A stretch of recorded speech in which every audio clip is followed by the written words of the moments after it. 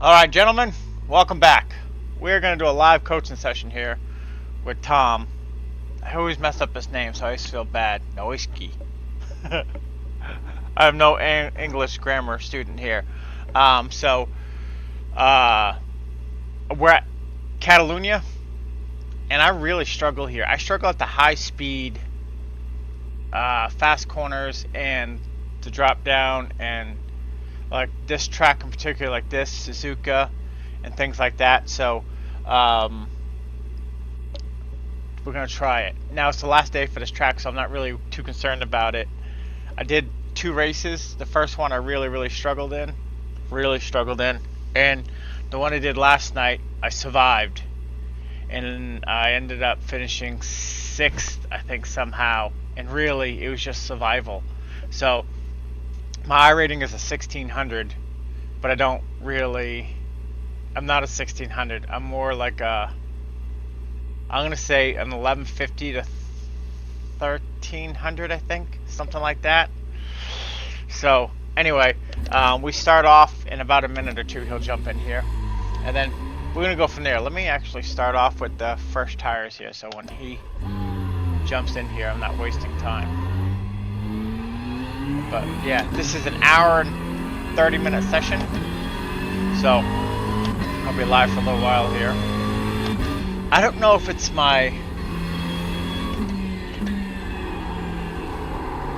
everything kind of feels a little funny, like the graphics look a little shitty, but I'm doing 150 frames, but it just kind of seems like it's crayon-y today.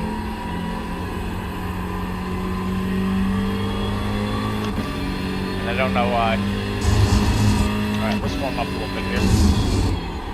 See right there? Well, it's a good thing he's not here yet. This is what I'm doing here. Like, and I think I feel like I'm slamming the brakes again. Like, I feel like I've gone back to a couple of my old, bad habits. Hello, sir! How's it? Good. How's the driving been?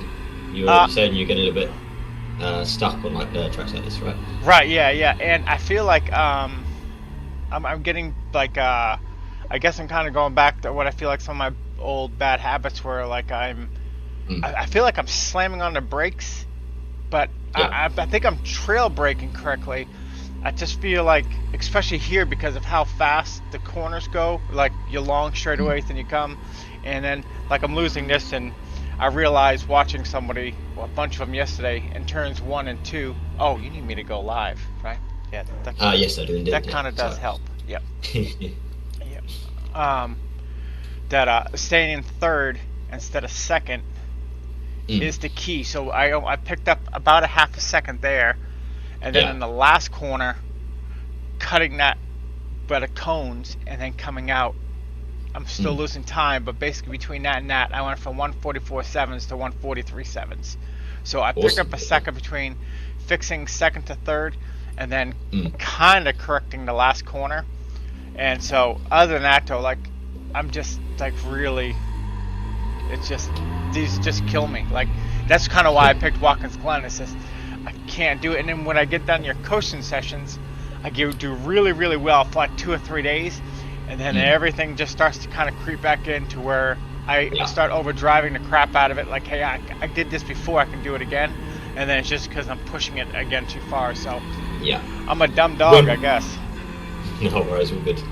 My question then would be, how do you approach the driving in those first like 1 to 3 days after the coaching versus how do you approach it after it's been a while later? Do you change anything? I changed my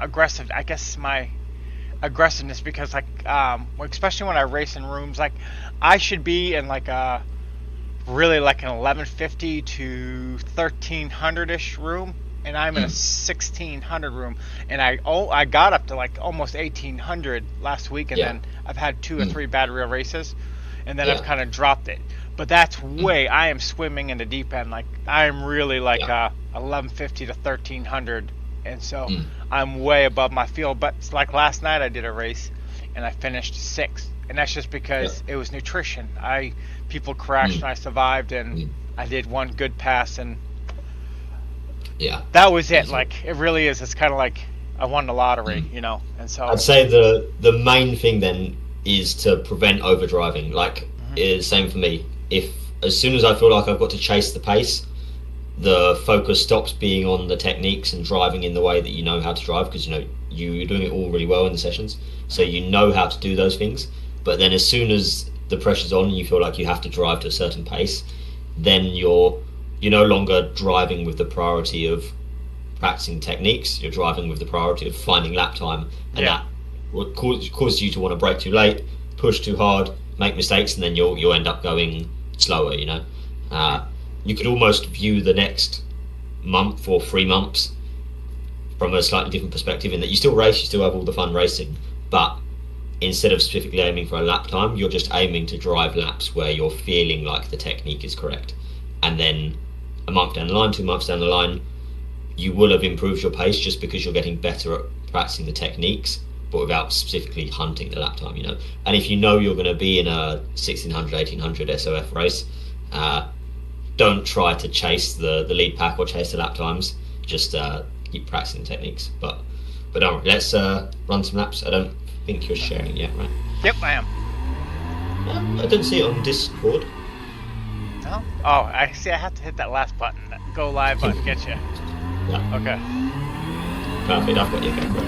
So yeah, we'll do as we normally do, a few laps to warm up, and then we'll see what we think is best to work.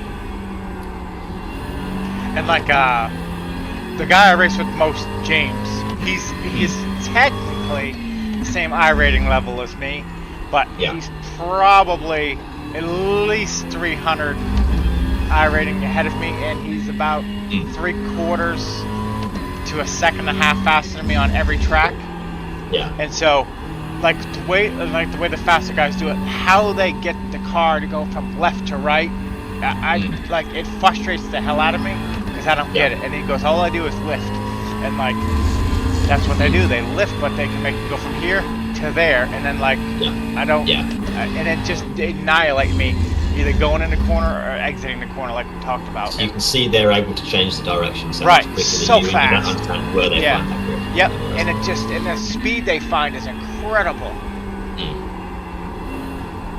So let's do these laps and mostly focus on the driving, but think about the feeling as much as we're thinking about the driving, we're thinking about the techniques we talked about.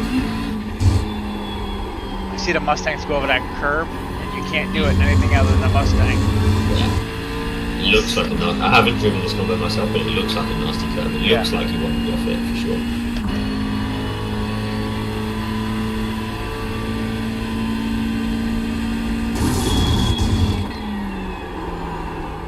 See a little plow in there.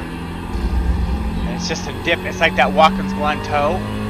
It just kicks my ass.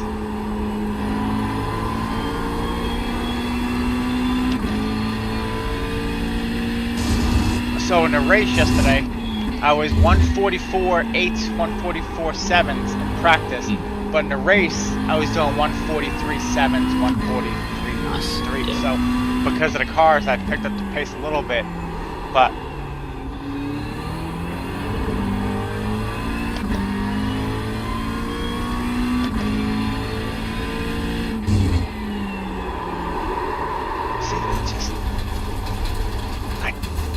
I did that in a race, and like I don't understand why. So this one is just carrying a bit so much speed. You carry so much speed that to make it around the corner, you would have had to get so much rotation that you were always going to lose the back end. But don't worry. For now, let's just focus on driving now. Mistakes are all good.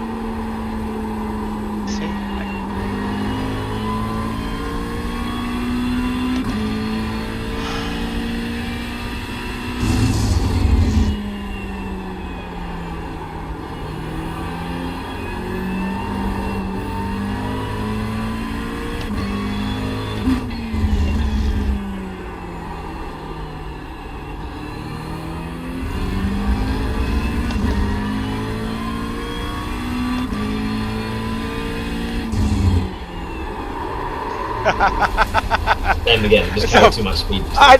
So this is what really, like, everybody seems like they go in there so fast, and like I can't do it. Like I'm like, how am I carrying more speed when they're so far ahead of me?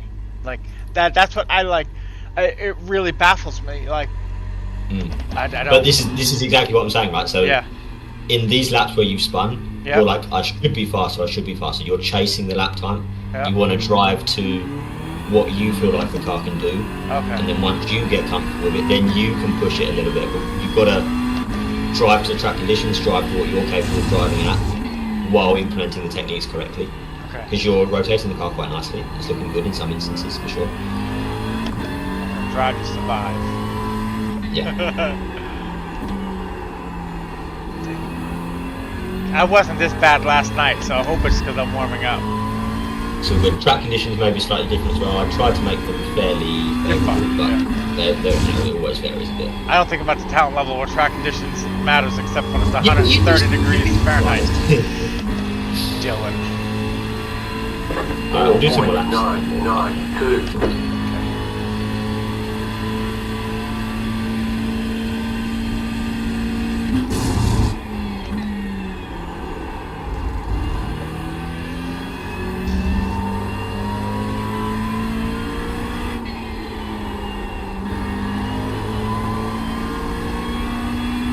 Those two corners were really nice.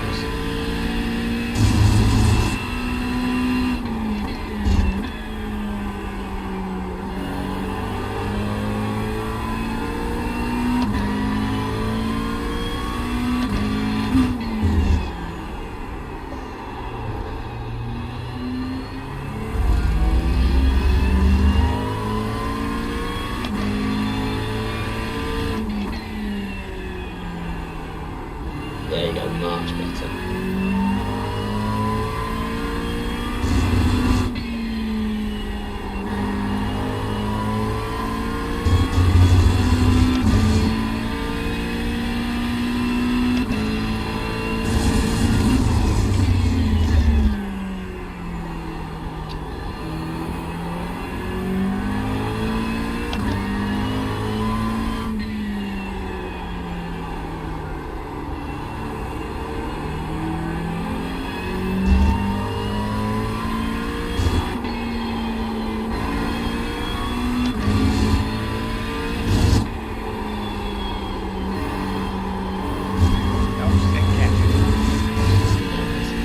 One more lap. 43.634. You just hit the fastest lap.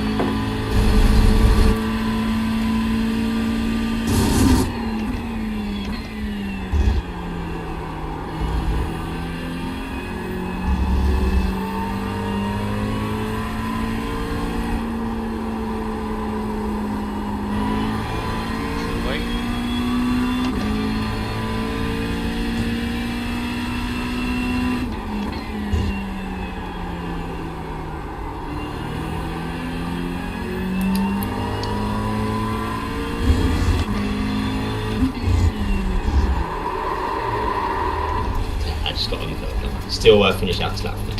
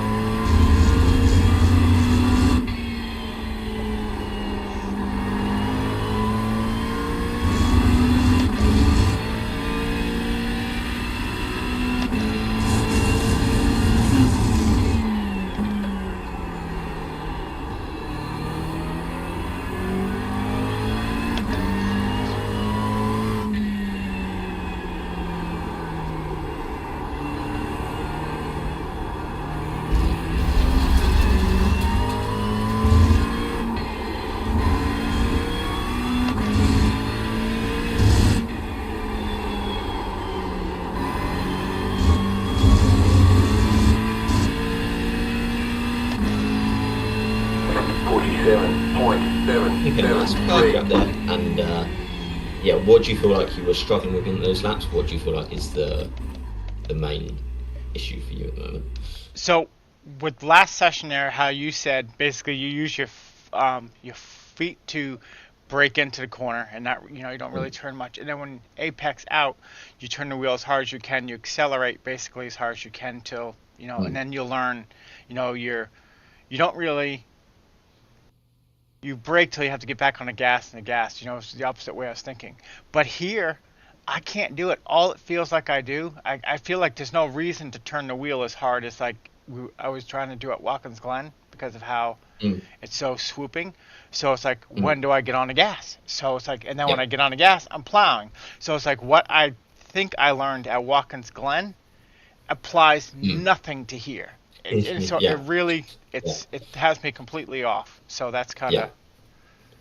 No, so interestingly, I'd actually say the exits were looking pretty good. Like you were doing a lot less of the feathering the throttle than you were at Watkins Glen. So that's clearly something you've worked on. Like you're getting on power more decisively, I'd say, generally speaking. There's some instances where you don't. Right, but, I think, like you say, you have like you're saying, you don't quite know, you can't decide when to get back on power. Yep. There's two sides to it. One is we can find out, we can like create a very decisive way of giving you a consistent way to decide when to get back on power. And then the other side is the consistency of the trail braking, because you're rotating the car really nicely in some corners, but sometimes you lose it. You notice that in some corners you get the rotation, others you don't. Is that something you're aware of? Yeah. So I want to touch on the rail braking stuff first, and then we've got time to, and then we'll cover like how to decide when to get them out. So the first thing I want to show you, I will share my screen. One sec, I should have done this while I was talking. Right. That should be going live. Okay. So this race is into turn one on one of your laps. This is what you do fairly often, not always, but under braking.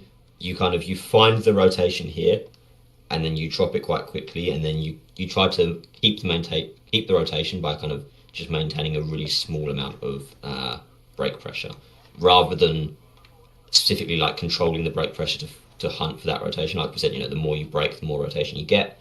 The less you brake, the less rotation you get, or the more you shift the balance back to understeer.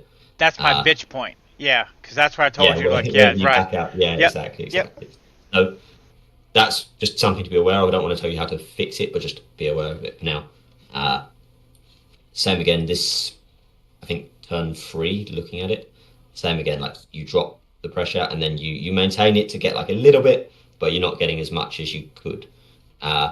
And then there's some corners where you lose rotation, things like that. But just be aware of the fact that you tend to drop the brake pressure quite aggressively, and then you just keep a little bit. I also want to... So if on your... Yeah, go on. I'm sorry. So because the reason why I do drop it though is because I feel like I'm going to lose too much speed. Yes.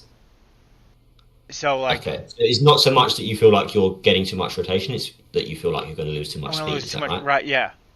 Okay. That's the way I do a lot. Like, because I'm trying to think, okay, I'm slow enough now to get on the gas. So that's what I'm trying to think. I'm slow enough now to get on the gas. I'm slow enough now to get on the gas.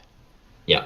But you were too early to get on the gas, so you prolong that braking so that you... Okay, I'm with you. So you're like one step away from fully correcting this. So your instinct to wait to get on the gas, really good. That's exactly as I've taught you. And you're letting the brake reach, like fill the space before you get on the throttle, really good. The only thing you then need to do is shift it so it's, you can shift the braking slightly later so that you're arriving at the same point you're arriving at and feeling like you can get on the power here, if this is what you're saying. Yeah. And then instead of getting on the power early and then like doing this really big maintenance thing and then getting on the power, you're doing good to fight that instinct and just like maintain a little bit of brake pressure, but you're not adding in the final correction, which is we brake a little bit later, shift the braking a little bit later so that we can do a brake trace that is constantly hunting for rotation and constantly controlling that rotation so that you are carrying the right amount of speed through the corners so that you naturally trail the brake down, with the corrections that we've been talking about, and then get back on power. So you're feeling like you could get on power here in terms of how fast you're going. You don't want to reach that point until the point where you actually want to get on power. So you want to push more, if that makes sense. Right. So at Watkins Glen, what I was trying to do was, how what I said, like you feel the car dip, and hey, you feel the car shift. I don't feel that here, like that. Like I guess that's the best way to put it. So what I figure, if I can't feel the car dip, let me slow the car down enough so I get, I slow down and then I get the rotation, because I don't get that. I don't know how to, it's everything's so more high speed, smooth but slow. It's very it's got me. So you don't feel like the car's rotating as much as consistently. Is that what you mean by the dip, or not really? No, I guess, yeah, right, because I keep feeling I'm plowing, so I don't get that dip. Like this would be quote unquote turn 1 at Watkins Glen. Now I said, ooh, I feel that dip, and I feel the car rotate. Here, it's just like all I'm doing is I'm slowing down enough not to get the push. So, but you get rotation here. So the pushing is something we'll cover when we also cover how to get on throttle. Okay. Don't worry too much for now. Let's just have in mind that the ultimate goal isn't to slow down so much that you arrive here and you could get on power. It's to push the braking to a point where the first point where you could get on power is the point where you actually want to get on power. That will be easier to judge a little bit later once I give you some more tools. But just bear in mind that you're kind of like 1 out of 2 steps there in terms of when to get on power. Okay. The next thing I want to cover is sometimes you don't quite get the rotation. Like this corner you didn't, I'll play this lap through and I'll play the next lap through and see if you can see the difference in how the car's behaving.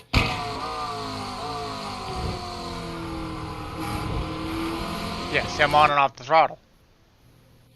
I wouldn't pay too much to the sound. Sometimes it sounds very weird when you're watching someone else's lap. It may not be that you're off and on the throttle. It could just be weird throttle. What I want you to watch is whether the car rotates. So I'll play this one more time. Versus the next lap. Oh, no, not that lap.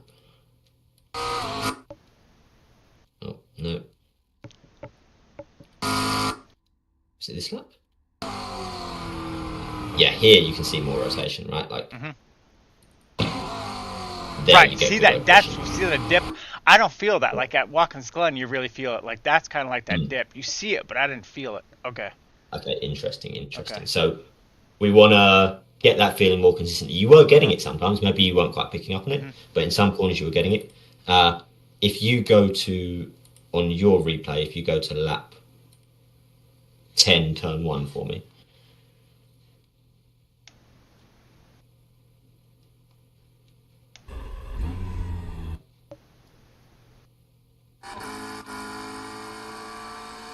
Yeah, that's the one.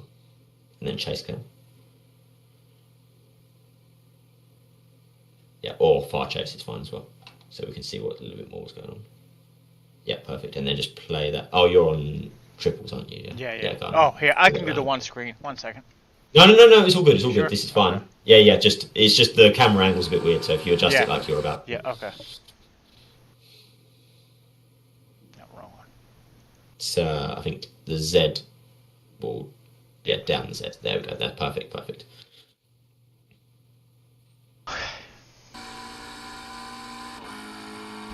So if you pause it right as you start braking. Yep, here. And then just get rid of that camera setting thing. And then stick it to slow speed. So the button on the far left, press that twice. And watch your steering inputs and your braking inputs. Watch how much the brake drops. Very quickly, almost before you found the rotation. May not be the... Let's rewind it back to the start of the braking. Yeah, here. And then play it forward again. Watch how, you've got 80% brake pressure and already you're dropping the brake pressure. Already you're dropping it. So you're dropping the brake pressure way before you start turning into the corner, which means you're going to struggle to find the rotation. Yeah. Okay. So remember, we were saying you keep the threshold pressure, and then you slowly do the progressive turn in until you reach the point where you start to feel that rotation, and then you control it in the brake pedal. So that's something when you don't get rotation, that's something you're doing. You're sliding back into that bad habit. I'm trying to get rotation without brake. Okay. Yes, exactly. Or with not enough brake. Right, yeah, okay. So again, keep that in mind. The final piece of the puzzle. So the one is make sure the brake trace is like nice and smooth, and you're not slowing down earlier than you need to, because if you're slowing down earlier than you need to, you won't be able to get rotation, because you'll be under limit. The other thing is remember how to initiate it. So we keep the brake pressure the same, then we turn in until we get the rotation. And then the final piece of the puzzle. So I've kind of gone through two things that we've already covered. So there's going to be a lot to think about when we do the laps, but because we've already covered them, I'm quite happy to add in like a little bit more than I normally would. So I want to brake up here almost about 100 then, right? Because I'm braking almost where there's a little pole here. And so possibly by the two. Out. Yeah, you got to find out how much more you can push it when you're getting rotation consistently. That's going to take some time. Okay. But yeah, so that's something to bear in mind. And then final thing, if I'm sharing my screen still, can you still see my screen? Yep. Yeah. Okay. Let me drop my sound down because it's lost anyway. So this is going to speak to how you decide when to get on power, and also how to manage the rotation through the corner. So if I stick it to cockpit cam, how are you assessing when to get on power? Through here, if I just play it in slow motion, what is your that yellow thing right there? As soon as I feel I can go straight. So a little before, see, as soon as I feel like I can come back the other way. Okay, yeah. So right about here, I feel like I'm like, okay. Yeah. So I should be probably here then. So it's not so much that. What I want to say is we want to have a very clearly defined point of when we're getting on power, and we want to be finding that point as early as possible in the corner. So like round about here. So if your braking point is, obviously you may change your braking point, but don't worry too much exactly what it is. But if your braking point, let's say, is this post, where are you looking right now? I'm looking at the post to make sure, hey, I'm going to get ready to brake. Exactly. So then once you're past the post, now you're braking. Where are you looking generally now? Now I'm looking at that orange thing to make sure, hey, I'm at that. And then my orange thing is kind of where I want to start to almost turn in. And I'm like, do I turn in early or do I try to make that late? And so every lap I try to find more time. So I feel like I change it just a little bit.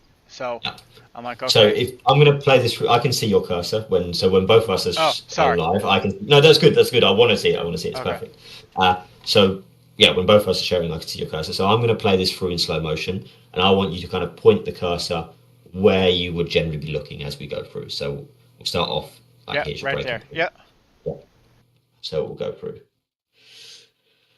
And now I'm looking at the orange thing. And now I'm looking at trying to find a yellow marker. Okay, perfect. So the thing I want to change is this in between. As soon as you've hit your braking point and now you're braking, I want you to be looking at exactly the point where you want to be getting on power.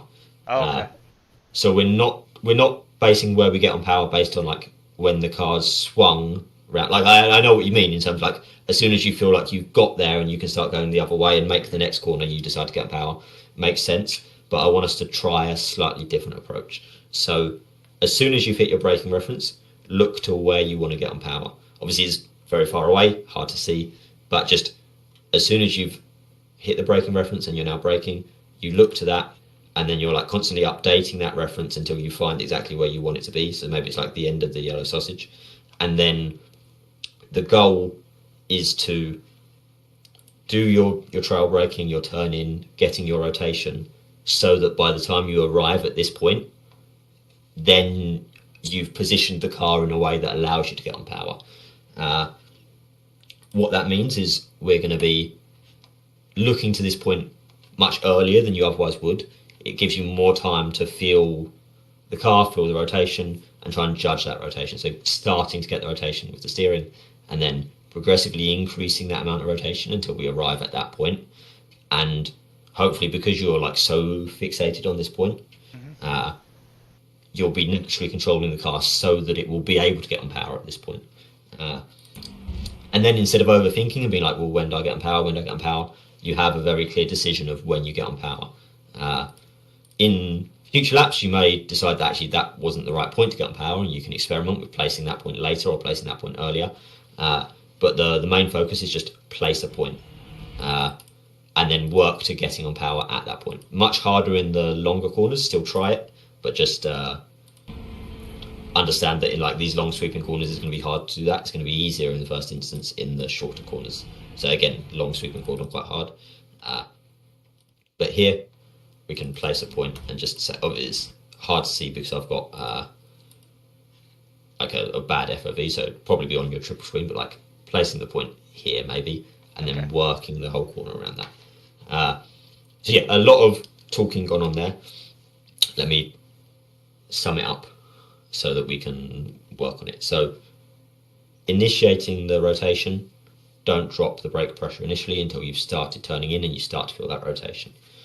Along with that, pick your point where you want to get on power and work everything back from there. Find that point early. As soon as you've passed your braking reference, you're looking to that point and you're trying to find that point, and then try and control the rotation to arrive at that point, being able to get on power. Don't think too much about the trailing of the brake shape now. That will probably naturally improve as you push the braking a little bit later, but don't push the braking in the first couple of laps. Just get used to initiating the rotation again, picking the vision point, we'll call it. Like the vision point is where you want to get power, and focusing on that. And let's see how that goes. Okay, one more kink to throw at you here. Yep. I'm turning too much into turn one right, because I'm already at like 9 o'clock or 3 o'clock, and that's too much wheel turn for right because you weren't getting the rotation. Right. You suddenly realised, oh no, I need to get through the corner, and then because you don't have the rotation, the only way for you to do that at that point is to turn the wheel. Yeah. So as long as we get the rotation, we won't have to do that. Okay. But very good spot. You're right. Okay. So the braking will fix that. Okay. All right. Yeah. Go for it. I'll stop streaming. Yeah. Fucking wheel. 1 second.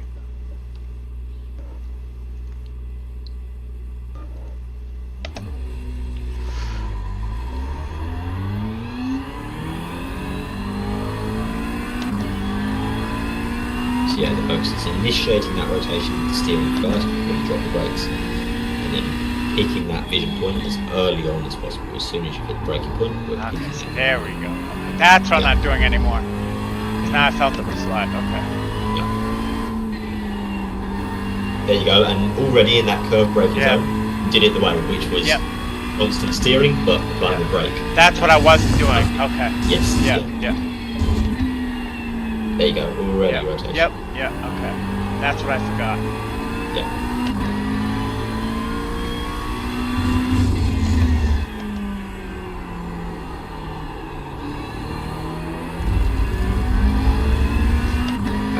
With that, remember to pick a vision point early on and work towards it. Okay, I did it again. I looked too far. You got the cord. Not look too far, you just carry too much speed. The further away you can look, the sooner you can look to that point, the better, because you have more time to prepare the car to get to that point.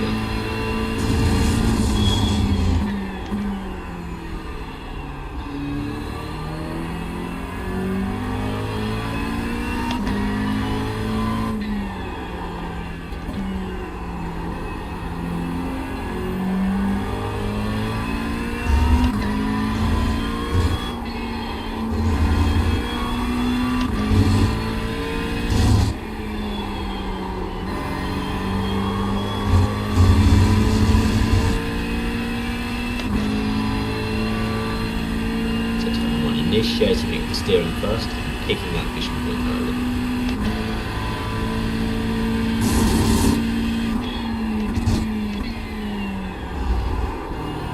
you wanted to initiate the rotation a little bit too early. You turned the wheel too much and kind of turned the car towards it. It was still faster, but it just... It seems so far away, and then all of a sudden, bam, it's there. Yeah. It really does, yeah, so... This was better. This turn-in was much better. A lot of tracks.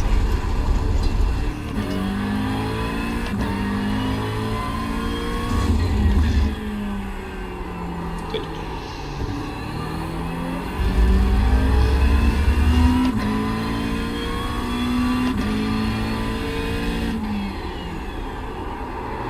That was just too much. See, I carried too much speed again. Still too much speed. Do you have a braking point for that corner? No, I just...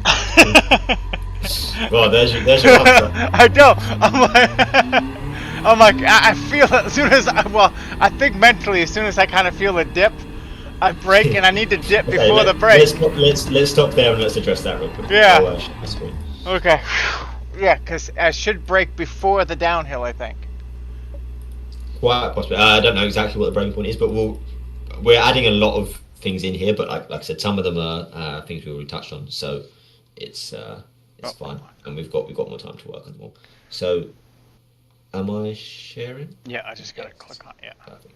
So, let's go back to turn one before we go to this corner. So, what is your? Never mind if we've pushed the braking point a little bit forward now. What is your usual braking point for turn one? Well, now it's between 100 and the. Yeah, I guess it's somewhere right around the light now. Okay, this is the key. Somewhere around the light isn't a good enough answer, because that's going to be braking inconsistency. If you're braking 5-10 meters later or earlier because your braking point is ambiguous, then you're going to be not carrying a consistent amount of speed into the corner. No matter how perfectly you do the threshold braking, the speed will be inconsistent, and therefore the amount of rotation you're going to get will be inconsistent. Sometimes you'll carry too much speed in, like you do into whatever it is, turn 5, and spin out. Other times you won't carry enough speed, and therefore you won't get the rotation. So braking points, we want to make them super precise, and the way we do that is lining them up with something in the car. So, for example, into turn 1, we could say that the braking point is when this black light post disappears behind the windscreen. Okay. So if we play it through, rather than being ambiguous, there's going to be a very clear point there where it's gone, right? It's actually gone over the top, so you could say when this bit hits the windscreen, and then we've gone past it. But you see what I mean, right? Like there's a very clear, now it's a little bit late, it's about here when it's here, but a very clearly defined, this is where we broke. There's other options as well. You could look for this light post. You could even pick like the first catch fence after this post. It gets harder to spot these like small things because it's harder to discern. But you can see there's a lot of markers that we can use as a proper reference and have a very precise braking point. What is the correct one? I don't know. I haven't driven this combination. So that's a case of you feeling out and working out. There's not a correct one for everyone. Okay. There will be a correct one for you that makes you feel like you carry a good amount of speed, so you can rotate the car, but not too much and not too little. It's a case of feeling that out. I could spend some laps working out what that is, but it's way better for you to work out your own braking references. The point is, we want something that's consistent and repeatable. If you say somewhere between the light and the 100, or somewhere between these two, then you're always guessing rather than having a very clear, this is where we break. So playing that forward, there's obviously some corners where it's very hard to pick one, but we could have when that 50-meter board hits here, we could have when this white line disappears under the bonnet of the car, so now, right, you see, so that you can use different reference points. If you had a windscreen here, you could have when like something, if you had a wiper here, you could have when something passes the wiper, right? The point is, we want very precise braking markers so that we're carrying consistent entry speed. So if I ask you what is your braking point currently for this corner, Right around there, right at the start of the white. See how the little thing. Perfect. I almost Yes, treat yeah. this kind of like a Laguna Seca. Mm. So like. So 2 things for this corner. One is we can probably straight line the braking a little bit more. You're still like Coming curving in. as Yep. you're going into it. But yeah, let's make a very clearly defined brake point. When the start of this white line, Yep. it's here. Placing the car becomes a little bit more important because depending on which reference you pick, sometimes it will vary slightly based on how you've placed the car. We don't need to get too much into details of that, but for now, very clearly defined braking point is when this disappears behind the car, and we can play with that. Maybe that's too later a braking point, in which case we need to bring it back, and we can maybe. That's what I'm thinking. Is maybe where the last white one is, where the red is. You're right. I think that's there. kind of yeah, because I think it's. Or equally, we can have when this F disappears off this side, or your center screen. Obviously, the references are different for you, Okay. but the point is, once you look for these small little references, there's going to be so many of them that you can use, and then if one is too early, you just need to find like the next one that is a little bit later. So yeah, let's run some laps. Okay. Everything stays the same. Don't worry necessarily about having super rigid braking points for every corner, because that's going to take time to build up. But let's just work specifically on having a rigid braking marker for this turn, because this is the one that you're struggling with in terms of speed and consistency. So usual practice of what we have been doing, which is starting the rotation with the steering and finding it and then dropping the brakes, picking these vision points. And then one additional thing is in this corner, let's have a very rigid brake marker. And you can spend a few laps building up and working out what that is, but hopefully along with working on like the main bulk of the session, by the end of the session you'll find a consistent braking point, and you'll see that this corner becomes much easier to manage as a result. And then you can go away and find one for all of the tracks with all of the cars. It takes time, but hopefully you'll just see the potential benefit of doing it in this corner. Go for it.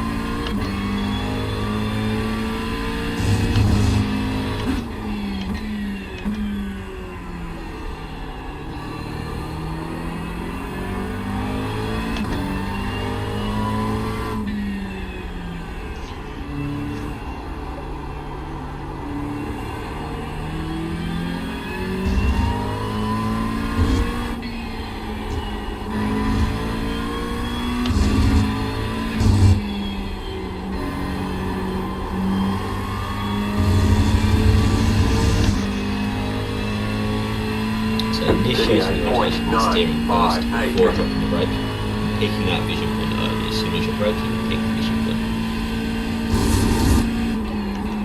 See, I can't do that. It seems like then I gotta brake a lot later, I guess, because if I feel like if I initiate turning first, I'm gonna run right into the wall where I want to. So you're gonna turn in too early? Yeah, that's what I feel like. If I turn in before I brake, then I'm gonna turn in too early. So it's not turn in before you brake, it's turn in before you start dropping the brake. So if you feel like you have to drop the brake before you would want to turn in, that's a sign that you're braking too early. You're right.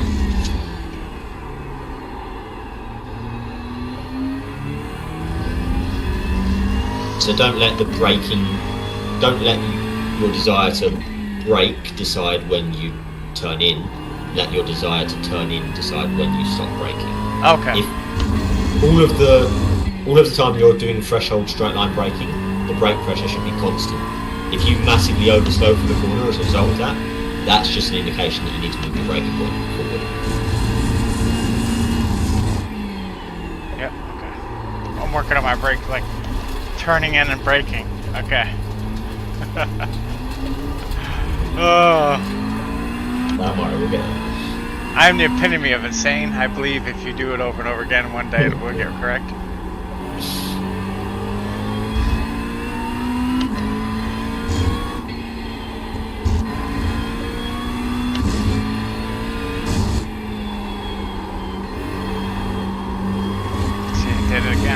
don't know.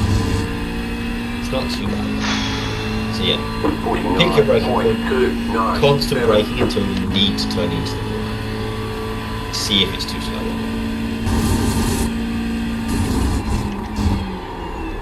Okay, I'm gonna back it up then. Yeah, exactly. Slow down. You got a penalty for cutting the cord. I'll clear that. I go so slow it goes away anyway. I really, yeah.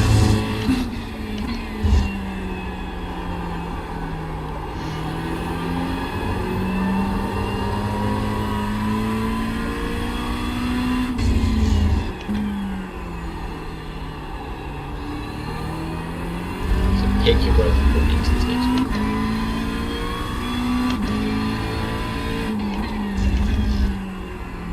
Did it again. I slowed down, but I didn't do it right. That's okay. So the reason you didn't Yeah. do it right is because you overslowed. So you just weren't carrying enough speed, so you felt the need to drop the brake. So next lap around, you just pushed the braking point a little bit further. It looked like you were braking at the start of that white. Is that right? Yep. So next lap around, brake at the end of that white when that white becomes the red and white curve.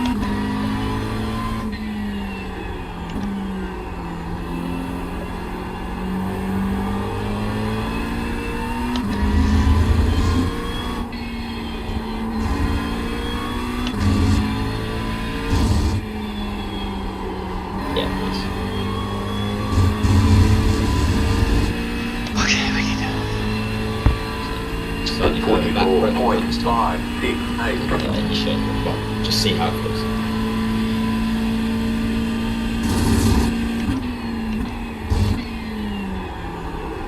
Much better. You see how rotated the car was? You know, it was a little bit on edge because you weren't expecting it, but it was so much faster from turn one.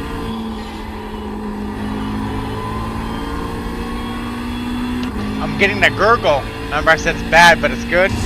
So that's what's like, hey, I'm on the right path. That. This is good as well. Really good turn there.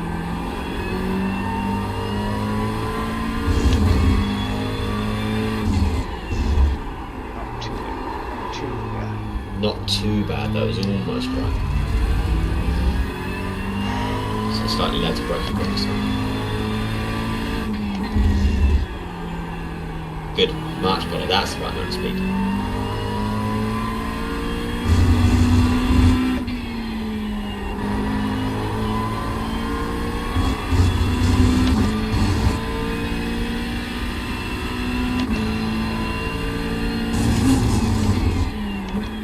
See, I braked in a straight line and turned now. Exactly. And that was so much better again.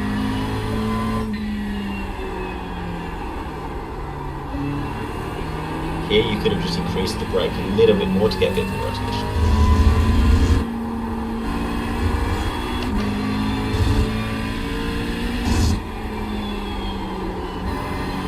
Good.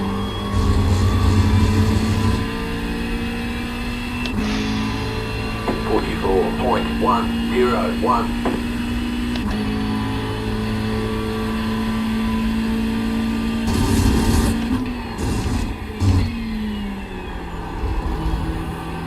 Nice.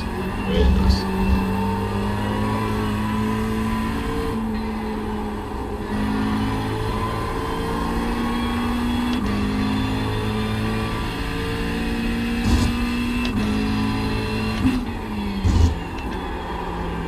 No. Don't worry, you just got so much rotation, you felt the need to drop the brake, which was Right, because yeah, you see, were- yeah. You were about to lose the car. So the whole, how much do you feel like you're doing the vision points? Do you feel like you're doing it or not really? No, I feel like I'm doing the vision points, but now I'm doing the vision points over what the speed of the car is. So Yes, it's like yeah. I have to learn, like not every corner's the same, so you really have to be one. Yeah. And so now I'm in the mood of just get this instead of putting it all together. Yeah. So yeah, you're right. You know, once you have the correct amount of speed for the corner, then the idea of the vision point is you place it, and then that gives you an aim of how to spread out the rotation. You know, you start off with a small amount of rotation, and then you use the brake pedal modulation to progressively increase the rotation until you get to that vision point. But like you say, if you don't feel like you're consistent on entry speed yet, that's the main thing to focus on, and then once you're consistent on entry speed, it'll be easier to manage the rotation through to that vision point.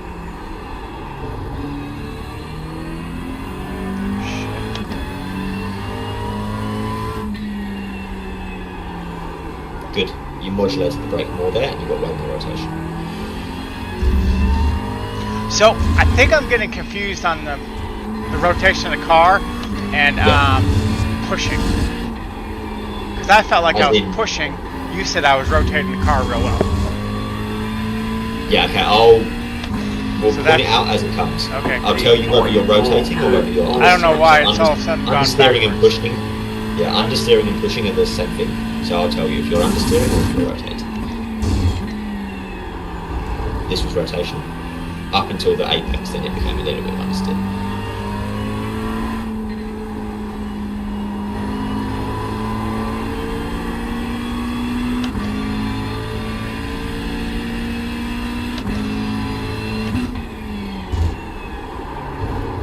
Rotation into understeer. Okay, because that's what it felt like. Yeah. Yes. Yeah, so that's what it feels like every rotation, corner. You got a little bit too much rotation, and then you drop the brake, and then it became understeer. And that's what I seem like I feel like I do almost every corner.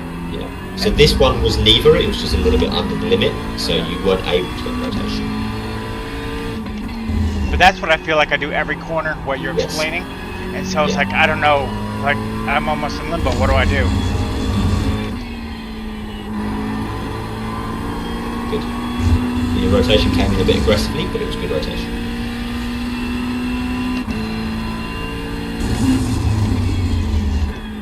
I slow down a little more earlier there so I can. Yeah. See right there? That was over rotation. That was on power though. That was you getting on power a little bit too aggressive. Okay. And getting some oversteer on the exit. So it was over rotating, but it wasn't control braking related.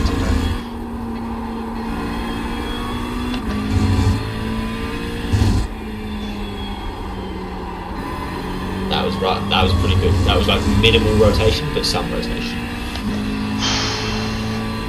43.79. And I'll tell you how to avoid the rotation into understeer in a little bit, which you practice now.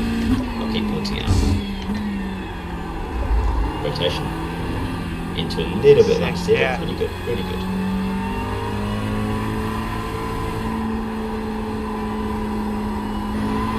I feel like I had to get on power later there. Yeah, you were like always with like 50 or 60% power instead of dropping it and waiting for the car to turn. Okay. Oh, that's that corner. So that's that corner where I want to be on the brake. Remember at Watkins Glen coming out of the boot? You said, you know, the high-speed corners there, you're really on the brake, not on the gas. And that's the difference between the fast and the slow guys, right? In what sense? You said like those high sweeping corners, you know, the downhill at Watkins Glen? Yeah, you said yeah. you want to be on the brake, but people think you want to be on the gas, and I'm on the brake for... Yeah. Okay. Exactly. You want to get that rotation all the time you can. Okay. So, you know, in that turn, like 3 here, maybe it doesn't need as much as braking, but you want to be off the gas, so you're still shifting weight forward, you're still getting some rotation just by the engine braking, which is just braking but less braking, you know. I'm doing that corner all wrong. When you get it right, it doesn't look bad. It's just that lap, for whatever reason, you were giving it too much power too early.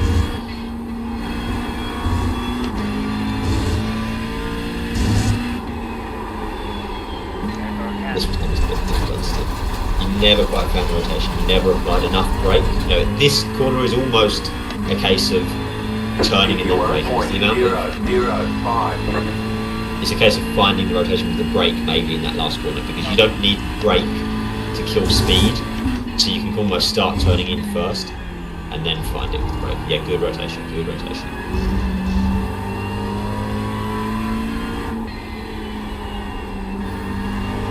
There you go, so you were able to turn in so much more. You need a little bit of work on the line because you hit the apex too early, but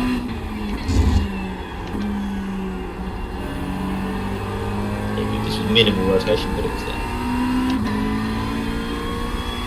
I'll point it out for a couple more laps, and then I'll get you to point it out which one it is, whether it's rotation, whether it's understeer, or whether it's under the limit.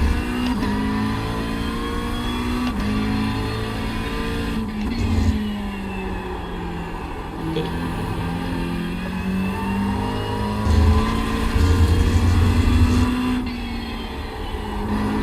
Yeah, good rotation. You found it with braking, really good. It's time to find it with steering. I don't know how to do that corner really. I don't like. It's so weird. It's just like because you want to brake in a straight line, but then you need to get in the corner, and the way I just can't get it to. I don't know. So I'll show you. This is something you do a little bit into turn one sometimes as well. It's you following exactly what I've told you, but like to a little bit of an extreme. Yeah, I'm an overthinker. No worries. You're doing really well though. You know, the rotation's coming in more consistently. It's all looking good. So I'm going to play this corner around, and you tell me what you think you did wrong, because I think from the chase cam you're probably going to be able to spot it pretty easily. No worries if you don't, but.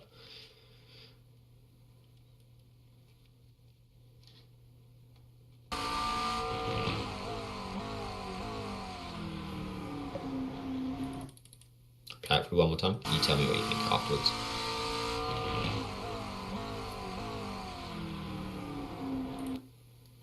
See anything or not really? Still struggling to work out how to take it or not? Well, I guess I'm going too fast, but I'm not trail braking. I'm not making the car brake. Well, that one I felt like I overdid it to turn. Yes, you did. You did. And so, but it's like I can't. It's like I don't know. This is like an abyss to me. It's like every way I handle this corner, it's wrong. I can't get it. Like I try to go straight. I try to turn in. Yeah. And like, do I double apex or single apex it? Like, yeah. Let's fix it. So probably a single apex for now. Let's say it's a single apex. It may be a double apex, but let's just call it a single apex. Whether you're supposed to double apex it or single apex it will be worth some temps, but not doing what we're about to talk about is going to be worth more temps. So what you do is you have this instinct to, while straight line braking, turn the car so you get the rotation, but you're turning the car so early for the corner here that you reach a point where you realize you can't keep turning because you'll just cut the corner. And then you are like pointing towards the apex but going straight, you see, so you're still straight line braking. So because you're straight line braking, you're never going to find the rotation because you're not turning, because you've found the initial turning so early in the corner. So I don't know if it's because you felt like you needed to start dropping the brakes here or what, but we want to be way more over here for way longer. So that white thing right where your curb is where I want to turn in. That's why that's there, right? Not necessarily exactly there, but way further, right? Like Okay, I still want to be up against the red and white. Okay. Yeah, even here, like the line. Yeah. The line is probably like here. Okay. It's a very slow turn in, and I think it's just that in the slower corners, it's harder to find that rotation, and it's weirder to turn the wheel while keeping the brake pressure constant in the slower speed corners. So you're trying to do it at the same point as if it was a higher speed corner, but you know and if you weren't trying to do the trail braking thing, maybe the line would naturally be more correct. Like I think you probably generally have the feeling that line should be out here, and I do, but I feel in a race I'm going to get killed. Everyone's going to dive bomb me. No. Well, maybe in a race is a different thing. Maybe you'll go off the inside, but purely for finding time, this is going to be so much faster. So it's also something you do a little bit turn one sometimes. I'll see if I can point it out.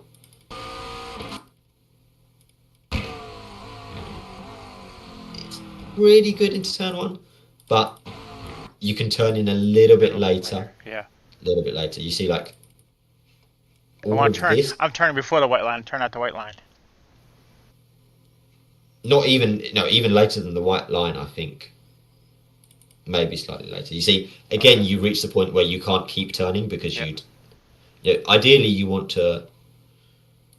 Let's put it to cockpit.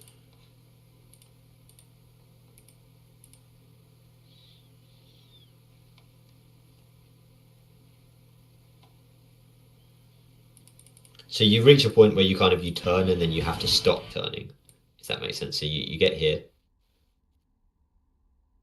you turn a bit, and then you have to stop. For quite a while, you have to stop. You want to be able to like progressively increase the turning. I'm going to jump out and I'm going to quickly do like one lap just to give you an idea of how it should look. I think it's going to help to have like a visual. Caveat, the lap is going to be terrible because I haven't done this combination. Nope, you're fine. And it's been a while since I've done GT3 as well, but the lap time, none of that matters.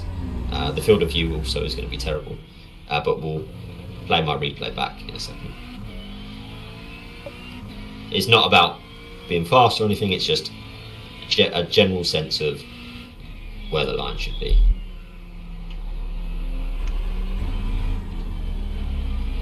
So the main thing I want to do is get up to that turn that you're struggling with, the slow speed one, and show you that line.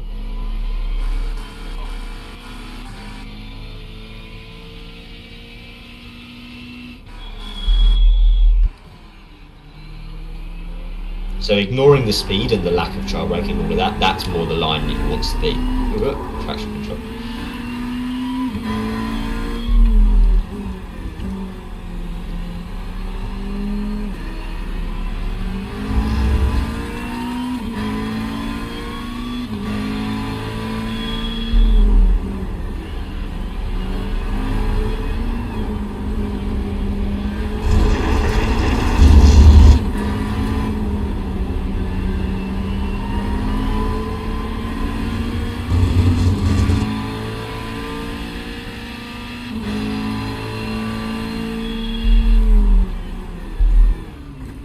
Super overslowed for the corner, but it's more like that kind of line.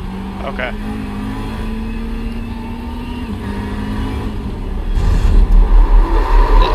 I'll just show you the replay of that. Obviously, speed way off. I think my field of view was like 130 on a single screen or something. Way wrong, but can you still see my screen? 1 second. Perfect. Yep. Oh. I was watching you. Yeah, and I'm watching. Wondering. Okay. Like that's not me. Okay. Hang on, I did exactly the same thing. That's not right. Yeah. Okay. Right. Don't need to go back.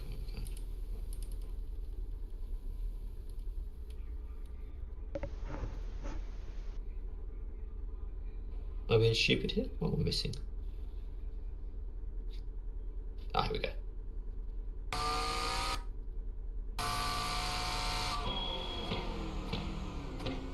Yeah, way overslowed, but that's way more of the line. So with racing speed, you need to be so much slower before you start turning in, and turning so much later than you expect in these corners.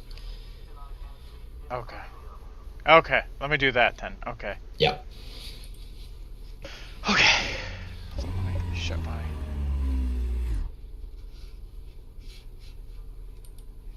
Yep, I've got you. Okay.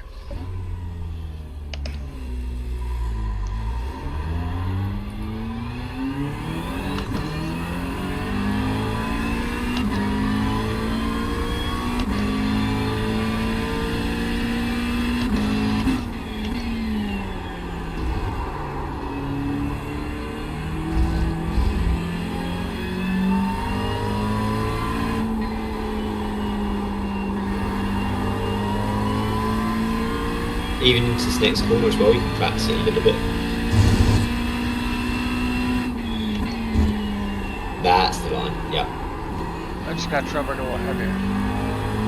Yeah, you didn't quite hook it up to the apex, but that, you could see the intention was there to be a little bit later on the turn. Even here, you can be a little bit later on the turn. That corner, you kind of end up early apexing because you turn in early.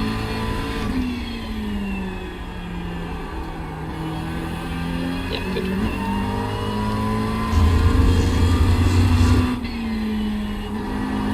There you go. That's it. I think even in these corners, your running is working. So same again in this next corner.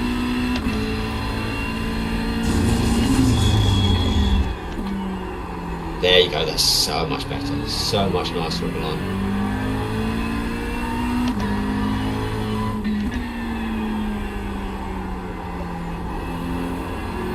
Really nice.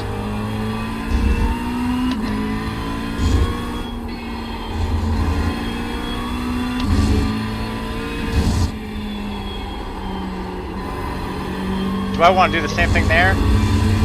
Yeah, a little bit. That was pretty good. That was pretty Okay, good. I Yeah. felt like I was a little early. So this is late apex. Yeah, pretty much Okay, late okay. apex. Slightly later turning, it will cause a slightly later apex as well. Yeah. No, turn I was a one. little early. Yeah, I see. That was pretty good. That was pretty good.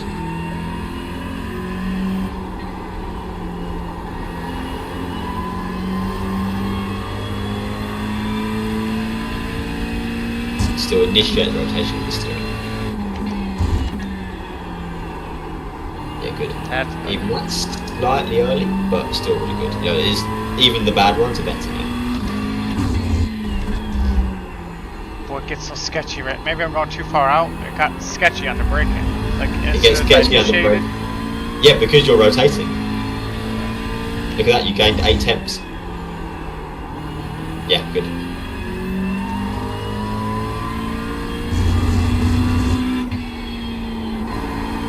Yes. Oh, yeah. But that corner that you Right. said felt sketchy, you gained 8 temps right there.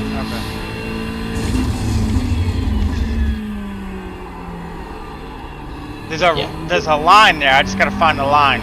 The way you Yeah, dip but in. even Yeah. when you don't hit the apex, Yeah. you're way faster. No,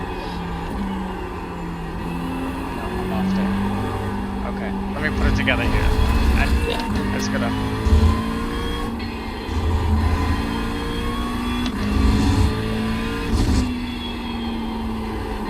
Yeah. No, that was a messy lap, and you're half a second Right. up. 43.65.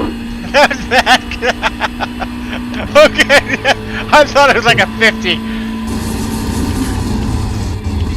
Okay, I did everything too early there, but okay. That was pretty good again. Pretty good.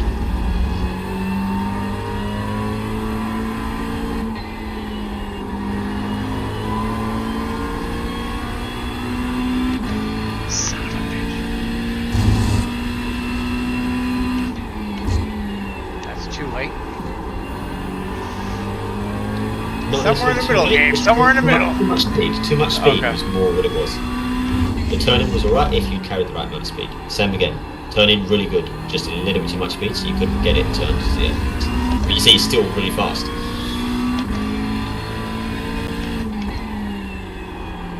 There you go. There you go.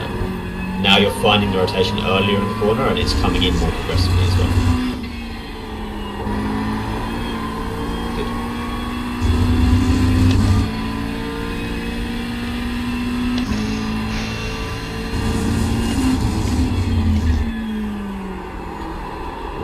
Good, just a little bit too much speed again. The line was fine, just a little bit too much speed. But these are the first laps if you try this kind of line, so it's natural that it's going to take some time to work out exactly what the speed is. So if I'm pushing now, it means I'm going too fast. Yes, pretty Okay. much. Yeah. Okay. It's either too fast or you drop the brake too quickly. Oh yeah, I forgot about that problem.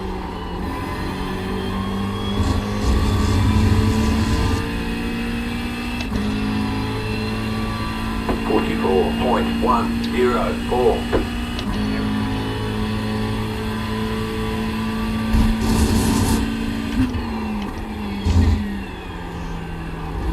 A little bit early. Did that little jerk thing with the wheel again. Yeah.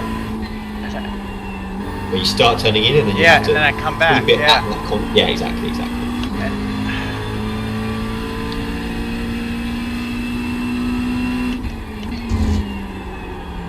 Good. Good. Nope, too early. Son of a bitch. It wasn't that bad. Just it's going to take you some time to work out how to hit the apex on this line. Yeah, really good. Massive. Again, that was like a 1 second swing in the delta, just in that corner. Yeah, perfect. Really good.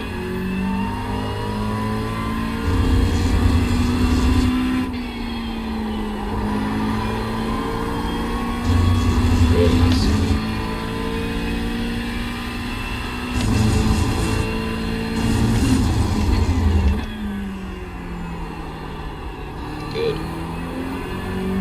decided to turn in early, but you corrected it.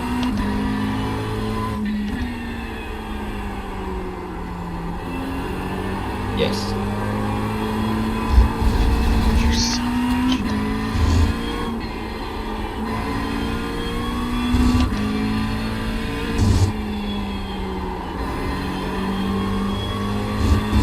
Yeah, really good again. 43.857.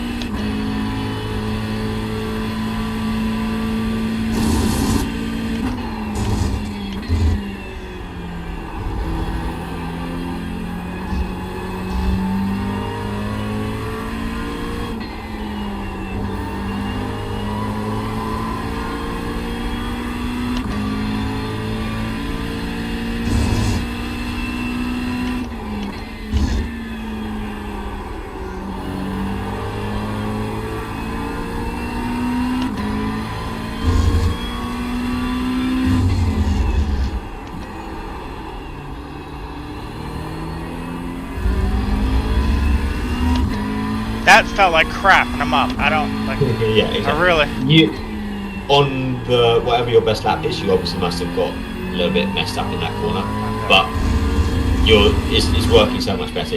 That corner you're always apexing too early, which meant you had to wait a long time to get on power. Now even when you don't hit an apex, you're carrying rotation away from the corner. There you go, rotation. Good.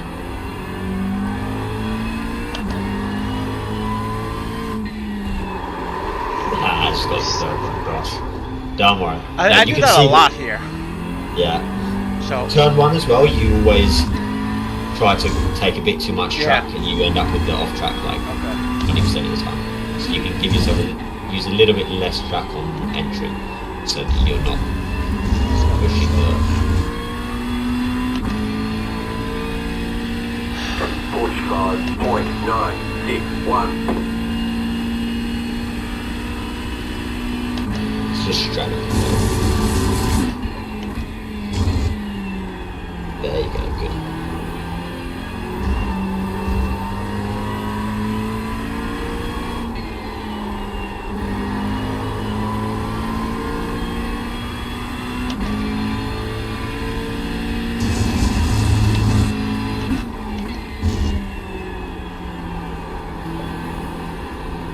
I know what I'm doing wrong, I just don't fix it!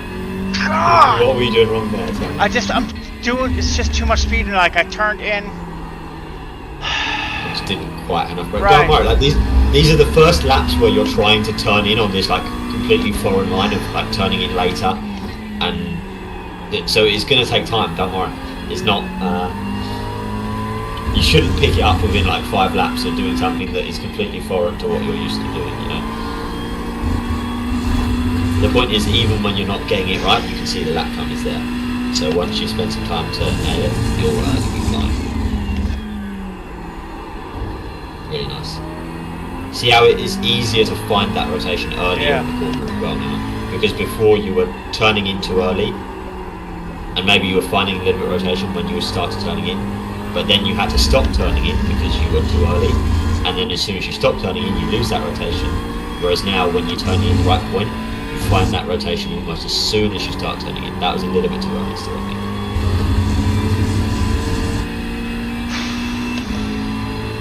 So if you feel like you're not getting rotation, like coming in progressively and consistently through the corner, it's a sign that maybe you started to turn in too early. Good, really good, really good.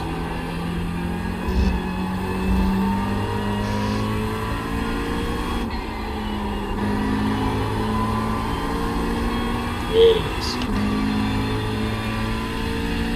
Don't drop the brake in, make sure you get the rotation. Look a little bit early. Turn it. So that didn't feel that bad to me, but I lost a lot of time. So I'm on the opposite spectrum. Like that didn't feel very good to me, and I'm up. Because your idea of what is good is your idea of good is an early turn in, whereas we need to shift it so that you can turn in later, and have the delta on so you can see how much time it gains.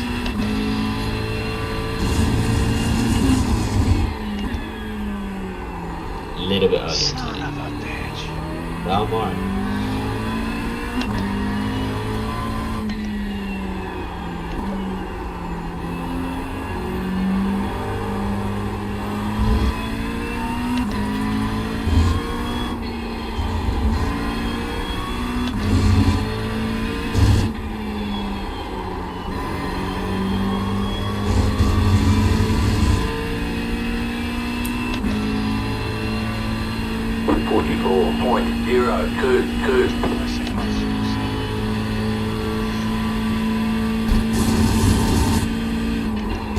Oh wow, okay, I'm still turning it too early. Okay. Yeah, you spotted it. Yep, The good thing is you spotted it there. That was a revert back to what you Yep. were. It just seems so fast, like wow, okay. Because you're turning in so early in the corner, you're carrying so much more speed when you start turning in. Because of it, you turned in like 40 meters before you've slowed down enough for the corner.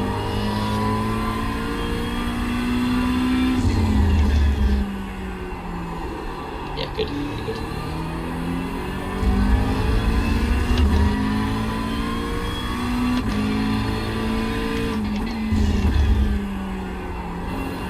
Yeah, nice.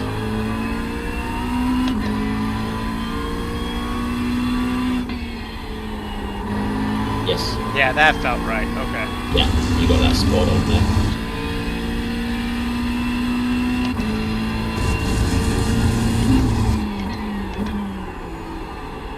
Good. Really good.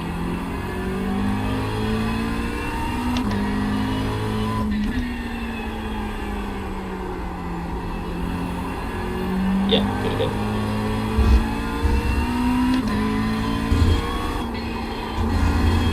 So I lift too late there.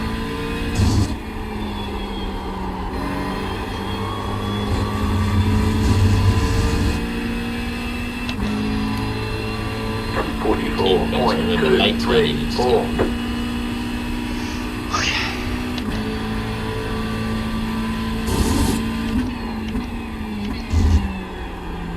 Yes. Still did it. It's like I'm not gonna do it. I'm not gonna do it, Yeah. and then I do it. And I'm like, No, that was spot on. That was perfect.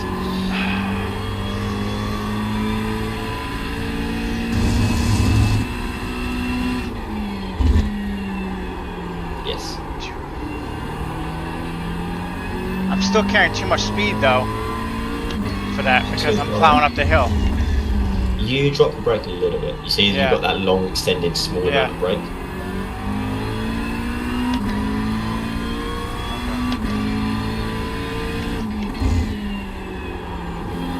Good.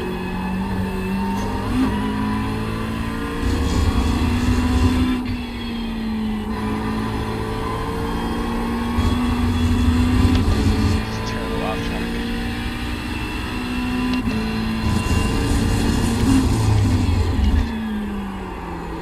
This was too much speed. That's okay, don't worry. Like I said, this will come back to picking the braking point and having a very clearly defined braking point. But braking point is something you can work on yourself now. You know how to make it very precise. I think having the feedback of, that was a little bit early. Having the feedback of early versus late turning, I think is going to be the harder thing for you to spot on yourself. Although you are spotting it really nicely.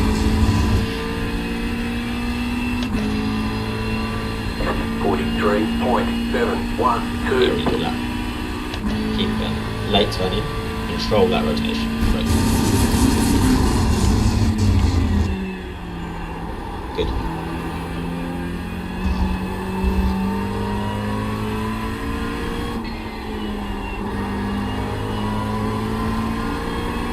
Nice. Extend it. Late turning. Good.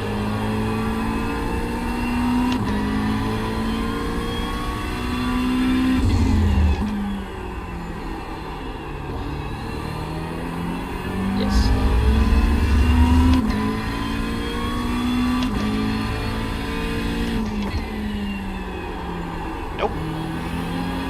That was good. You pushed the braking point a bit too late, but you just about got away with it. Yes. Really nice, keep going. Brake a little bit earlier here, you push it a bit too much.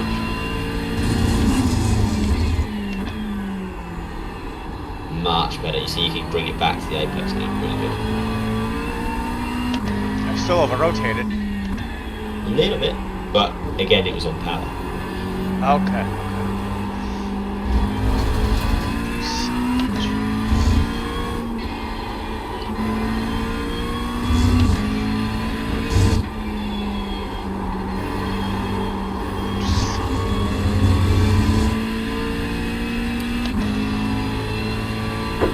43.62. That predict lap is really bullshit. It's off. Yeah, I tell you what, boy, I was like, because if I can do a 43.2, that's my fastest. Yeah, you've easily got that in you for sure when you pick up a lap. The predicted lap goes off of your fastest lap for the session. Okay. But the problem is, it's I'm trying to think. The delta goes off of your fastest clean lap, but the predicted time goes off of your fastest lap. So because you've said a dirty 43.6, your fastest clean I think is like a 44 dead. So the delta becomes off by like, oh no, the predicted lap becomes off by like 4 tenths or something. So if you just said a clean 43.5, that will reset, and then the delta will be the predicted lap will be correct. So just do that, and then we'll be fine.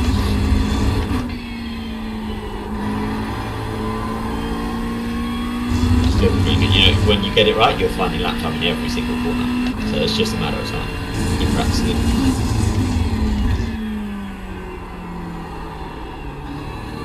Close.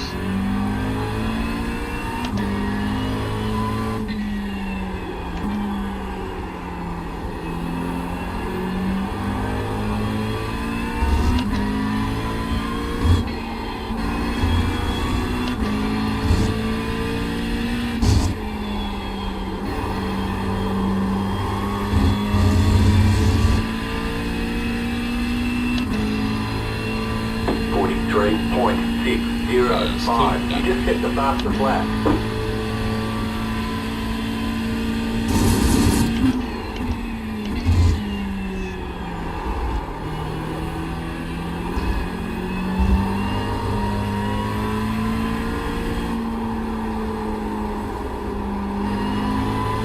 I'm gonna brake on the gas. Or fully off the Right, brake. yeah. Fully off the gas, yeah. Yep. So you get more rotation. Fully off the gas for less time is better than half off the gas for more time.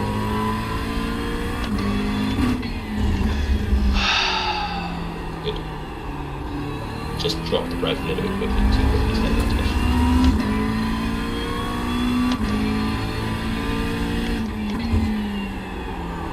Oh, now I'm just... How's it feeling though? Well, I really feel like I know what to do. I just can't put it all together. Like I get one corner right, and then I mess up a simple corner that I've done right the whole time, and then I'm like, well, no. And I'm not trying to catch the time back up. I'm just like, yeah. It's, what I do in a race is that I do well for a good part of the race, and then like the last 2 or 3 laps, I almost get in my head, and I just start making little mistakes, and that's what I'm doing right now. I'm just like, so it's almost like quicksand, like, you know it's going to happen, and then it just starts to happen. So instead of forgetting all about it, you just start saying, okay, when are you going to do it, stupid? Yeah, there's something to work, like the mental side of something. I think also we've been driving for a long time, so and we're changing the way you're turning in massively. I think I'm not going to say much, but you keep focusing on the drive.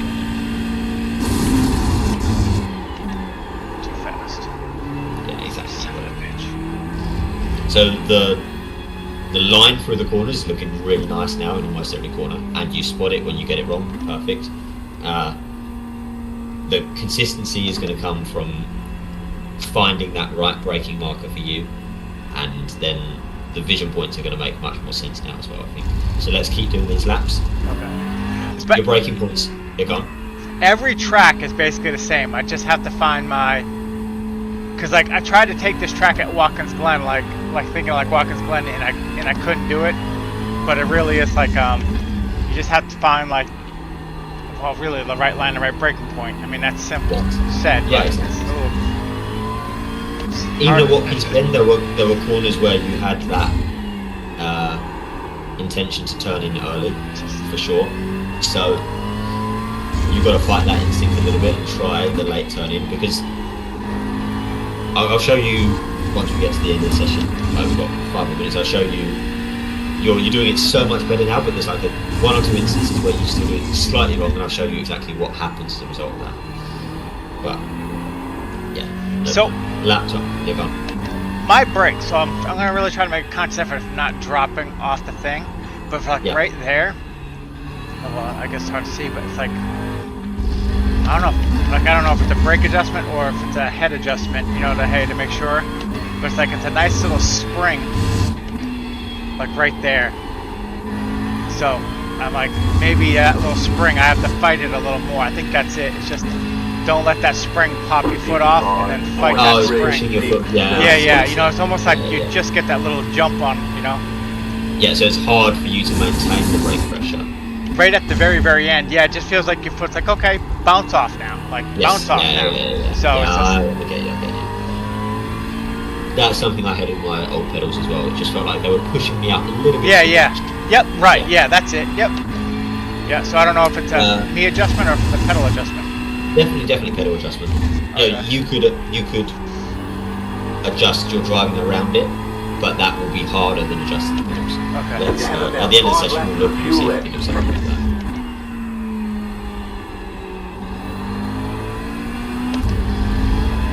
Let's say 3 more laps.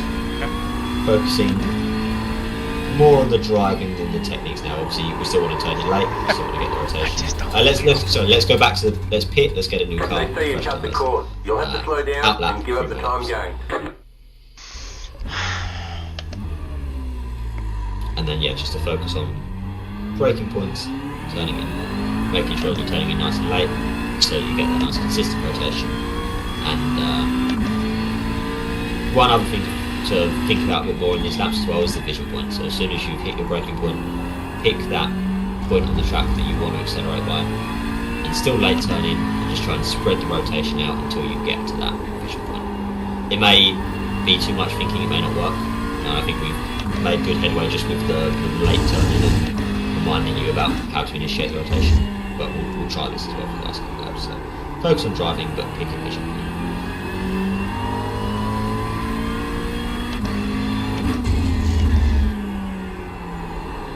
Yeah, look at that, you just hit the apex. You picked a vision point there, right? Yeah.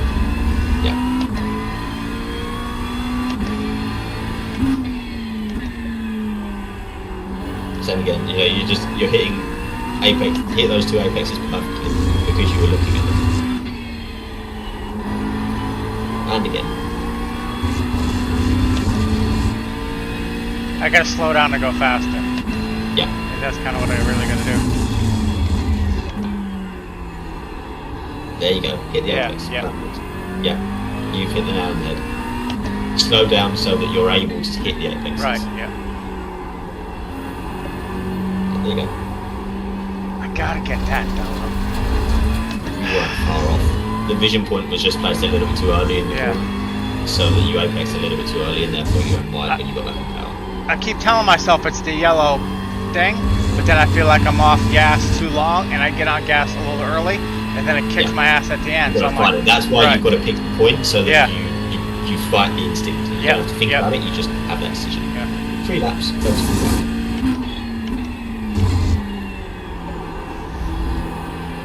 See, I did it again, I jumped my foot off. It's pretty good still though, but yeah, I get you.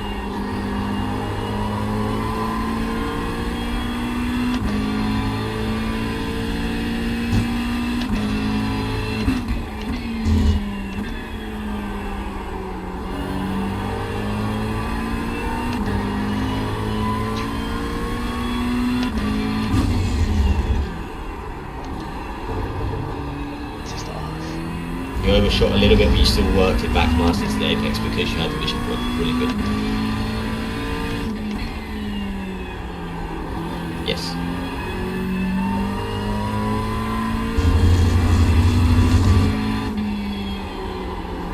Yes.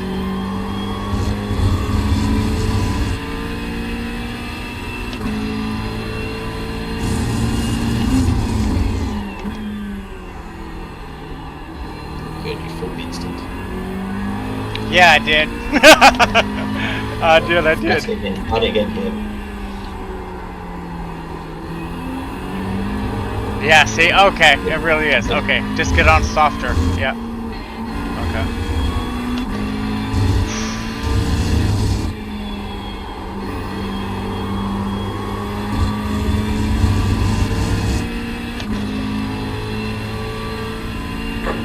Let's end it there. Yes! I don't think you're gonna go better than that. It didn't even feel like I pushed it. Holy shit! No joke. Like what? I didn't even feel like. Holy shit! Like, yeah, it really is. Holy crap! Okay. Yeah. See. Okay. All right. Really nice. When you started talking to me halfway through that lap, I know. Like, Like, no, just shut focus up. on the I lap. know. Yeah. But so I really do Yeah. know what I'm doing wrong. I just kind of like, but like waiting on it. It really is. It's like Yes. I can't yeah. listen to myself. Okay.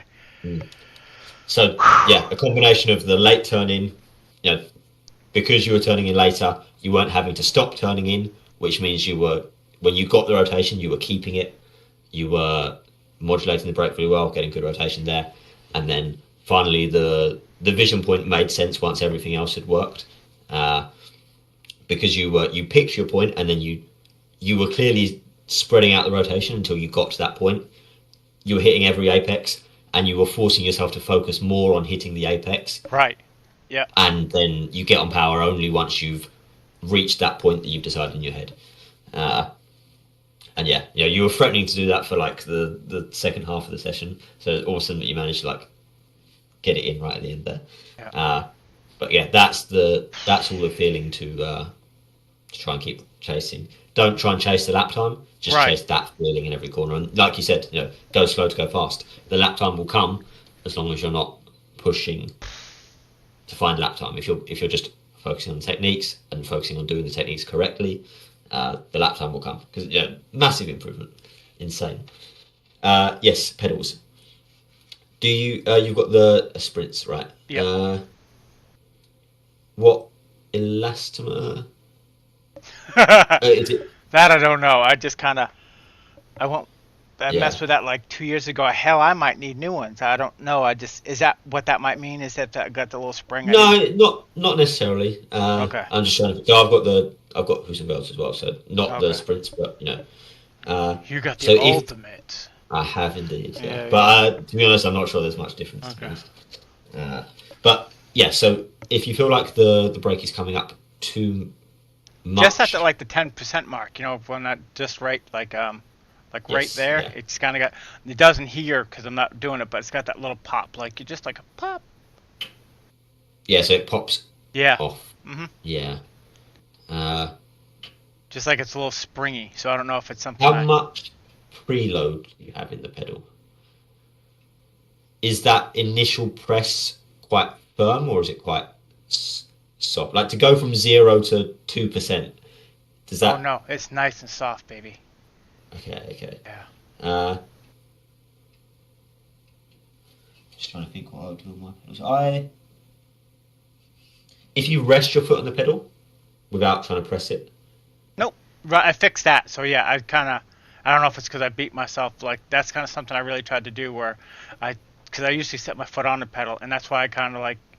I try to, I've really kind of beat myself into make sure, hey, you can go 1, 2, 4, 5, Practice 6, is over. Head on in. 7, 8, I try to make it so I can do that. So, and that's why I thought, hey, I pretty much got everything dialed in, that's why I was like, do I keep going up on this? I don't know, but I feel like everywhere I go is right. So I haven't really, I'll let you tell me when to do 40 that is stuff. a little bit low, but I think you can keep Okay. it.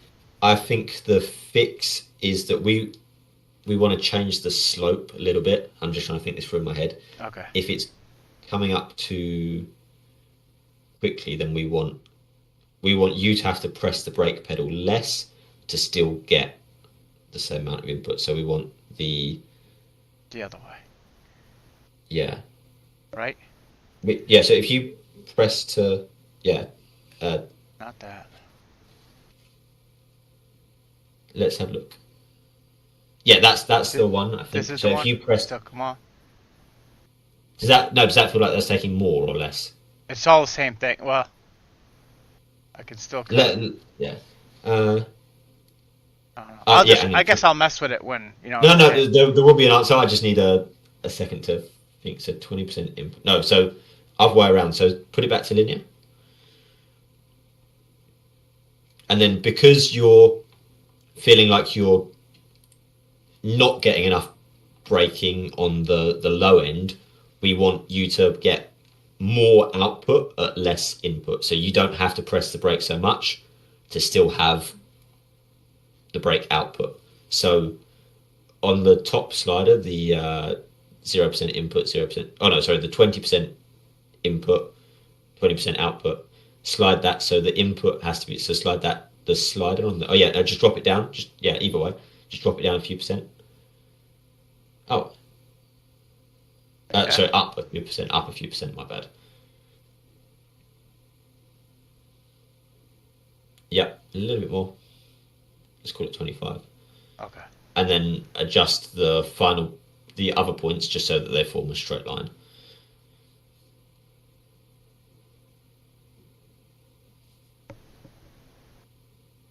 Oh, that's too much.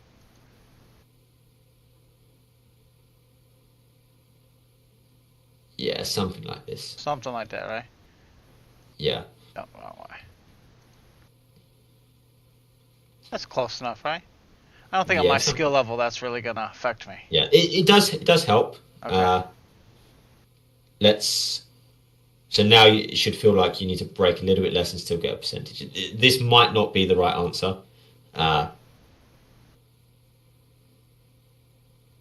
Okay. Like I said, I don't feel it here. I only feel it in the car, like when it's like, boing, almost like you're on a pogo stick. So.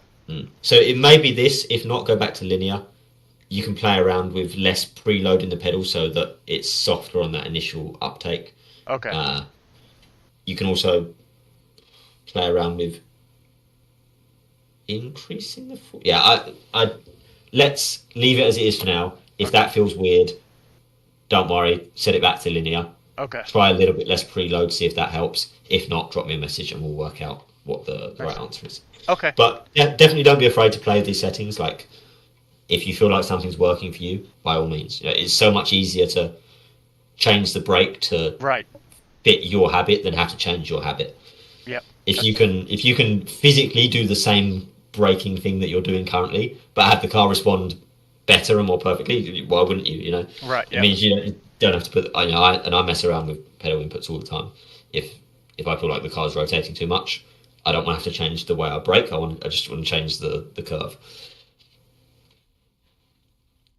Anyway, awesome session. Mega improvement right at the end there. I'd say keep practicing this feeling, this technique. Obviously, it applies to all tracks. Have the delta bar on so you can see what is slow and what is fast, and then get used to chasing what is fast rather than what feels like it's fast. Okay, perfect. I'll type up what we've done as well. Good. Okay. Right. I feel like we took a step back, but I've learned a lot. So I'm like, hey, I don't know. That's why I try to do a weekly thing. I think the things we've talked about are maybe less advanced, but they've worked better. There's definitely not a step back in terms of lap time. There's massive improvements. Yeah. So perfect. Smashed it. All right, sir. I appreciate you. Cheers, man. Thank you. See you around. All right. Bye.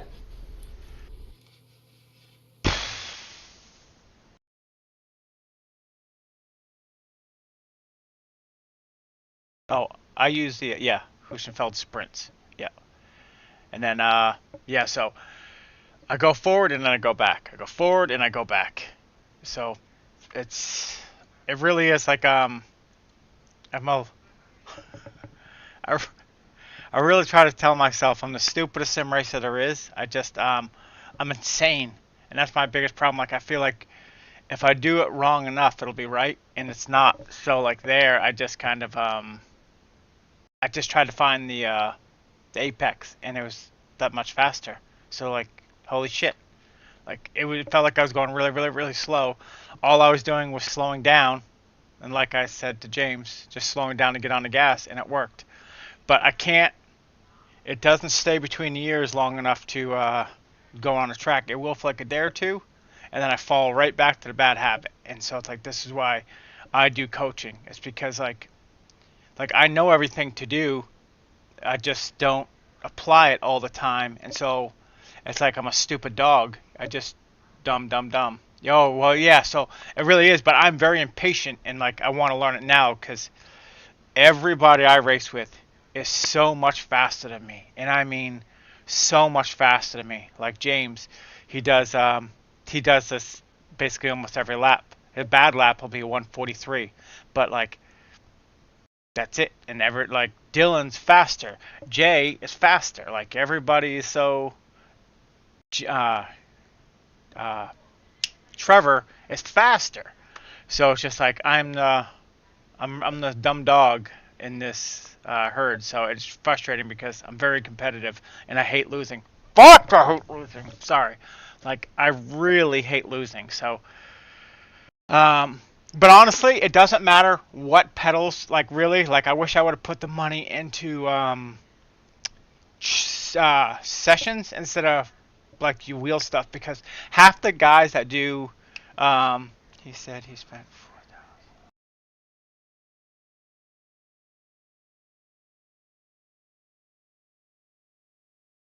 Who did? Oh wow, okay. Yeah, see, and that's kind of what it is, and I don't do that. I do, but I don't. Um, I feel like the more time I get in the car, like I do worse. You can ask everybody I drive. Like I'll do a good lap, and then boom, boom, and then or I'll do it, and I'll do it real well, and then once again I try to push. And like Tom said, I can't race with these guys yet. I have to really just worry about hitting my marks, and that'll come. So I can't. And I'm racing in 1600 iRacing rooms, and I'm not 1600. I'm really more like a 1200-ish, maybe. Like somewhere between that 1150 and 1300 is where I really think I belong. And that's kind of where, and I'm 1638 or something like that, and it's way over my head. So I push myself and I get myself into trouble. And like you saw, I don't know how long you've been watching, but I keep spinning out because it really is. The slower you go, the faster you go. But I keep thinking, no, I have to go just a little bit faster if I go just a little bit faster. But it really is. It's just hitting the apex. So doing that last lap, I knew what to do, and I said, don't worry about the next corner. Just worry about this, and just hit your apex and slow down to hit your apex. And that's all I did, and I did it. And it really felt so slow. It really felt like I was going to do like a 148, and it wasn't. It was just, it's so stupid how racing, you really go slow to go fast. And it's the simplest thing to say, but it's so hard to do. And it's just, I'm about as dumb as a box of rocks. And so when you just, that's why I say like the smarter people really are the best racers. Like the smarter you are, you just like, you seem, because you get it, you understand it, you can separate the different things. Right. Yeah, well, and I make a lot of mistakes. So yeah, so really, but yeah, so I really hoped, I don't know if it taught you anything or I learned something, but that's it. And kind of, it really is. It's just, that's what is going on right now is my biggest problem. It's just like in the long swooping corners, like turn 3? That long swooping, like everything there. It's like you're supposed to be like off throttle, off brake, and just kind of let it coast. And I'm like, no, you have to do something. You have to do something. You have to do something. But anyway, I'm going to go get some lunch. Thanks for watching. Appreciate you. You gained your I rating by driving against the other people. Tell yourself that you know. Well, I know that, but no. It's called being common sense.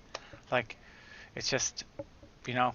Anyway, I really like Tom. I've gone through a lot of this Noakesy coaching on Discord. Like, I've done Major's Garage. I've done the other one. I've almost done all of them, dude. Anyway, I like it because he tells you what you're doing as you're doing it, He doesn't wait till like the lap's over and goes this way. He just tells you as you're doing it. So he's the best coach for me, I believe. So that's why I feel like, hey, why do you use him? And how many other coaches have you used? I've used a lot. Well, like 5. And so anyway, that's that. All right, thanks for watching. Like, subscribe, and if you're looking for a league, we do Monday nights, 9 Central, 10 Eastern. I don't know, whatever Pacific. And tonight's race is Wheel of Pain. It's all rookie cars, free track at Alton Park. So if you like it, join Midwest Fun League, something like that. Anyway, it's in here. Let me click on it. And it's ball. If you like, we have guys from 600 to Jay Smart. What's he? 25, 3,000, 4,000, something like that level guys. And I'm in between that. That's it right there. Midwest Racing Fun League. If I was smart enough, I knew how to drop a thing in there, but I don't. So if you do, just ding me up at 9 o'clock on my thing there. We'll be good to go. All right. Thanks for watching, guys. We'll see.